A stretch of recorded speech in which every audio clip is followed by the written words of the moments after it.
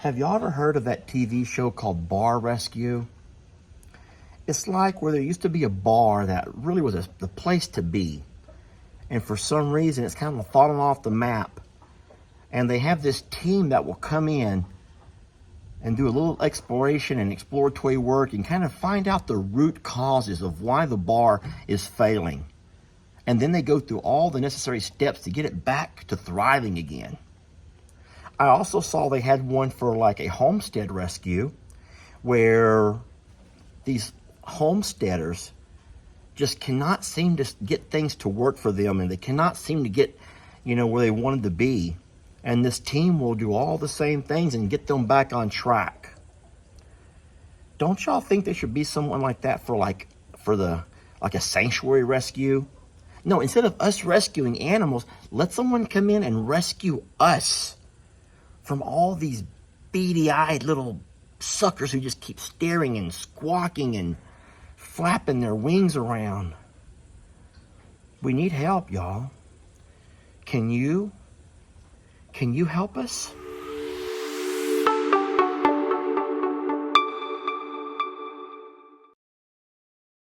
Hey folks, Lester here. We don't do that with this hat. Instead, we do this. Thank you for the viewer that said that. Lester, you look ridiculous tipping that brim of that floppy hat. Instead, she says, go ahead and go old school. Go real cowboy style and just tip it. Grab it from the top and just tip your head. And I'm like, you know what? I'm going to do that.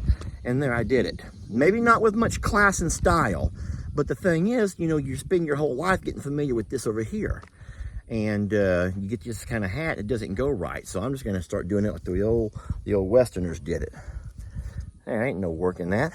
Anyway, today I am bush hogging. You heard me, bush hogging, brush hogging. What do you call it where you live? What do you call it where you live? This will be interesting because for every comment, there'll be someone else that calls it something different.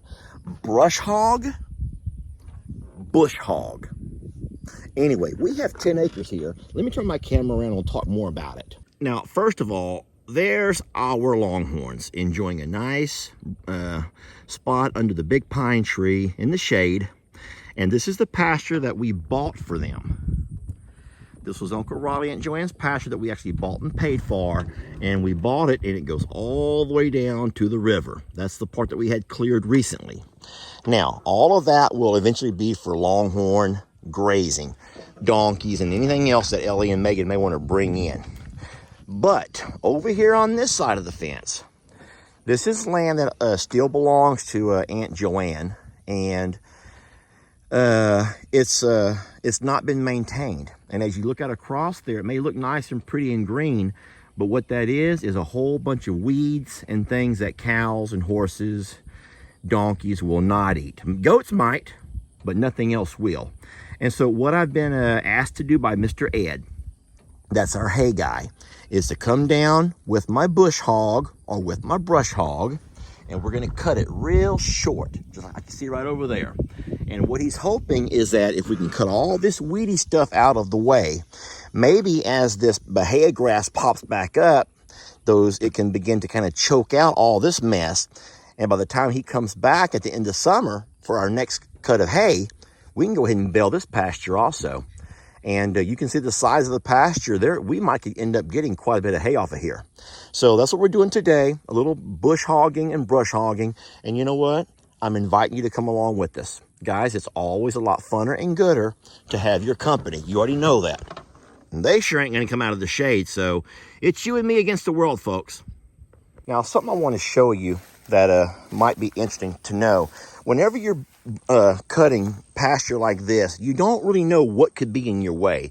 Anything from a stump to an old T-post or anything else. So what we always do is put our bucket in the tractor right alongside the ground. We have that tractor bucket about that high off the ground, which is the same height as our blade. So if we run across anything that might could tear up our blade or, end up bending or breaking the bush hog, we'll know first whenever our bucket bumps into it. That will also kind of push a few limbs and stuff out of our way. It'll push smaller trees over, and we can bush hog right over them.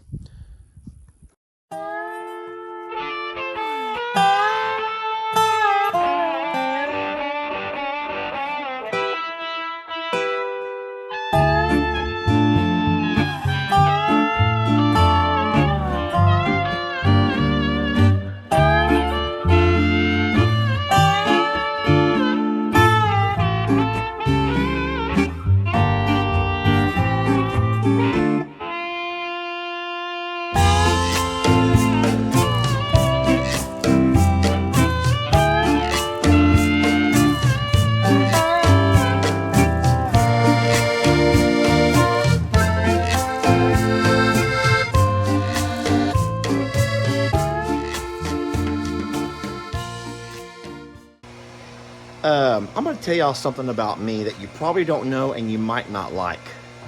But I think that before you pass judgment, just know that all of us, let me turn off this machine right quick. Hold on. Just give me a second. Before you pass judgment, I think that we can admit, I hope we can admit, that we all have our little quirks and our little hang-ups, things that's important to us that other folks might see it just kind of as a, well, they think that you have some kind of a weird hang-up. And one of my hang-ups is that I like my equipment to be clean. And I've always been that way with my vehicles, inside and outside. Now, I know you go through a stretch where sometimes you don't have time to get to them, or, you know, if the weather's not conducive, it would be foolish to go wash your car if it's going to rain the next day. But for the most part, I'm a stickler for wanting to have my stuff clean. And unfortunately, I can't get, well, no one has ever, I've never been able to sell that to anyone else. Not Jake, not Jamie, not Ellie, and now not Ben. And so sometimes I find myself having to do jobs that I feel like I pay someone else to do. And I don't know how to keep a happy heart while I'm doing that. Because if I was to go in there and tell LE, or a little bit later when Ben shows up, tell Ben, why has this tractor got chicken poop all over the seat? Why do I got to get on my tractor and wipe the seat down before I can go anywhere? Why can't I even see, because of all the dust, why can't I even see how much fuel I have or what the water temperature is? Why do I got to sit here and blow off the cap of before I can put more diesel by fear of dust and grime getting down in there? Why do I got to go behind? You know what I'm saying, guys. You know what I'm saying. It's the same for the farm truck. It's the same for the Argo, the same for the Argo, the same for the side-by-side. It's the same for everything. And I know what you're going to say. Lester, I can guarantee you if we talk to Jamie, she'd probably say that you're just as dirty in different ways. Maybe I don't put my clothes away as soon as, you know, she washes and folds and she sets them there on top of the dresser, and it's my job to put my clothes away. And I don't do it. Sometimes the cat ends up knocking them off into the floor and they have to all be refolded. And sometimes I don't put my shoes up where they belong. You know, I take my shoes off and I just kind of toss them. I take my shirt and my shorts off and just toss them. The hamper's right there. And she'll scream and holler because instead of putting my stuff in the hamper, I laid it on the floor beside the hamper. And so I get it, y'all. Isn't that crazy about us, though? Isn't that something crazy about us? How I can sit here and I'm trying to keep a happy heart. But the tractor's filthy, and I know that we got to keep the air filters clean, and we got to keep the oil changed, and we got to keep all of the, everything greased up. But that's not what I'm talking about. Just the overall general appearance. It just looks nasty. So how about in the comments? I love to find things to talk about. Do y'all ever notice that? The teacher in me tries to drive the instruction and even drive the conversation. And so I'm often finding myself asking you, let's talk about this. Let me read about this. Let me find out if I'm not the only kooky one around. And today I want to find out, am I the only kooky one around? Or are some of y'all equally kooky? Is there something wrong with me about that? Or is that normal? Yeah, come on, let's talk about it. Please, y'all, some support here. Support me. Well, y'all have to forgive me. I just tried to go live and thought it'd be really neat to come inside the Littles barn, and I got about right here and lost every bit of my signal. So, oh my gosh, Walter Melon is doing great. And it's a hot day, friends. It's the hottest day we've had this year. The hottest day of the year, and Walter Melon is feeling it. So, buddy, is it just too hot for you to enjoy yourself as a goat? It's just such a hot day. Ernie can tell you how hot it is. Annie and Indy are like saying, don't make us get up and walk around. We don't want to get up, so just keep your distance, you crazy man. And I'm like, okay, I will. I'll stay over here by Walter. I'm going to also visit with this little guy over here. I don't like the way he's just laid out. Buddy, I'm pretty certain that he's just sleeping because he's fine. I've seen him move around earlier, but boy, when on these hot days, they can just lay down flat on this concrete. Get up, let me see you walk around a little bit. Everybody wants to see you.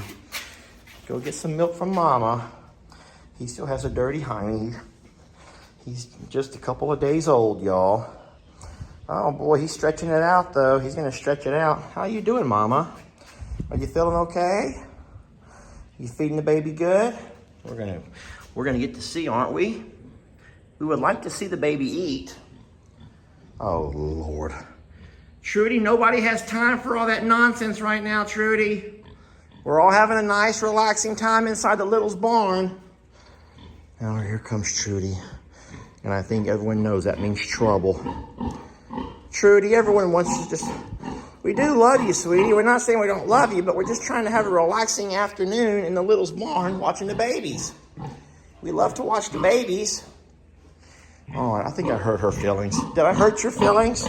Sweetie, I will come love you, okay? There. Is that what you wanted? I promised I was going to make my way over there to you. I just didn't start at your barn. I was trying to be sneaky, actually. I was trying to be sneaky. Want me to spray you down? Would you like some water? Come over here with Cornholio. I'll spray both of you. Come on over here. Come on, baby. Corny, you want some water too? He's like, could someone spray me down? It's just so darn hot today. All right, Corny, that feels better, Corny. It is a hot day, ain't it? It is. So it's a hot day. Well, Tilly and Sissy like, it ain't that hot over here. Oh, I need to hush it up, Corny. I can't make a video with you doing all that squawking and stuff. I'm trying to spray you down so you'll feel better. Sheesh. Trudy's like, come on, man, turn the jets on. There you go, love. Corny, don't do anything mean. Corny, stop doing mean stuff to me. There, see? Trudy, I'm trying, okay? But I can't do anything if Corny's gonna be attacking my leg. Corny, hush it up. You need to hush it up. I'm trying to wet you down so you'll be nice and cool. Trudy says, come on, man. Forget about the old turkey. All right, that feel better, baby? All right. There you go. Oh. All right. She's going to make her a place to lay, I promise you. She's getting her a little muddy spot. She's going to plop down on us. And there we go. That's what she wanted to do. Sit right there and scratch her hiney. Ouch. Corny, you've forgotten that I'm daddy. I don't need all that mess. Corny. Corny. Go. Ouch. Corny, just go so. Ouch! Now, when he jumps up like that, his talons do go ahead. His talons go for you. I'm leaving. Stop it. I'm not kicking him. Don't you even say, I can't believe Lester kicked him. I didn't kick him. I put my leg up to keep him from doing that to me. That's his talon, and it came all the way down to there. Sometimes you guys jump the gun, and we don't have a right to defend ourselves. Okay, well, you know what? I don't know why he got the devil in him. I do not know why. Whew, it's hot.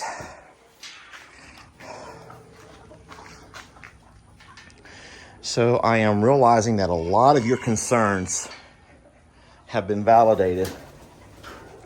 2 days ago, hi Hope, hi sweet girl. 2 days ago, I come in here and did some adjustments to help Santoro have cleaner drinking water, a place for all of his licks, his blocks. And then I was reading the comments on this morning's video when it came out that a lot of folks were concerned that the placement of the blocks was a bad idea because they're still going to gather poop. Well, guess what? Those comments have been validated. And so now, poor guy, if he wants to go at any of his, his nutritional blocks, he has to somehow get rid of the poop first. So for everyone that just thinks these feathered babies are the greatest thing ever and you just love them so darn much, these are the kind of days that I would challenge you to find a solution to all of this. And so we want to have free-ranging chickens. We do. We want to have free-ranging chickens. Okay, so all the blocks have been washed off the lick. I need 2 hands. I just saw the wind blow this door open, and a bunch of chickens ran in, and then the wind blew it back shut. Get out of there! That's my workroom. Tool room. Get out. Sheesh. Okay, here's our dilemma. We like free-ranging chickens. We do, and we like ducks. We like a couple of turkeys. We like the peafowl. We like all of our feathered babies. But what we don't like is their poop everywhere. If you're gonna say that whole thing about they need to be in there for 2 weeks closed in and then they'll go back every night, that's a myth. That is a myth. It may have worked for you. Where's Pablo? Where's Pablo? Why do I see Adam or Steve but not Pablo? That is a legit concern of mine. And you know who else I haven't heard? Is Nate. Wait, maybe I just heard Nate.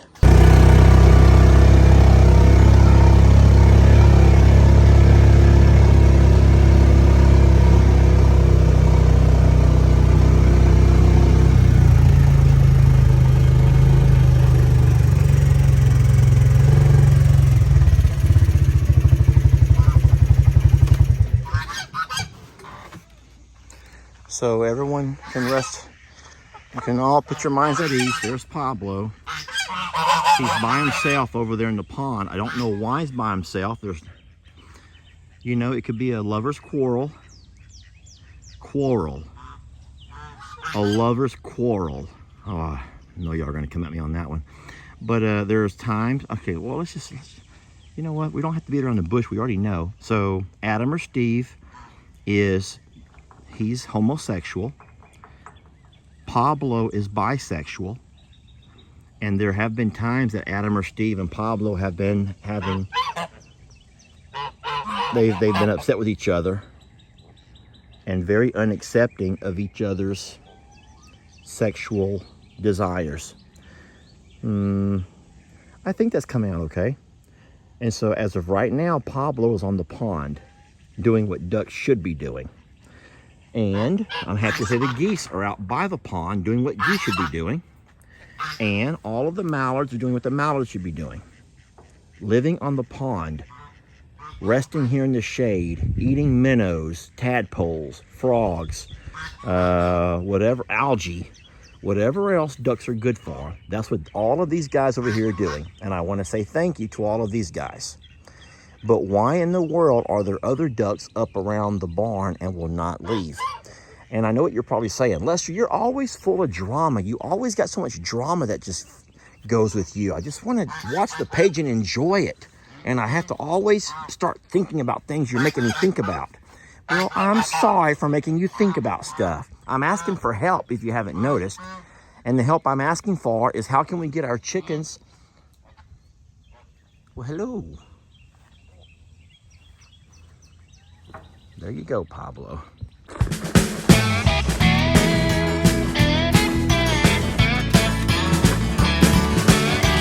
Don't let your troubles fester. Come watch Longhorn Lester. Yeah, something like that.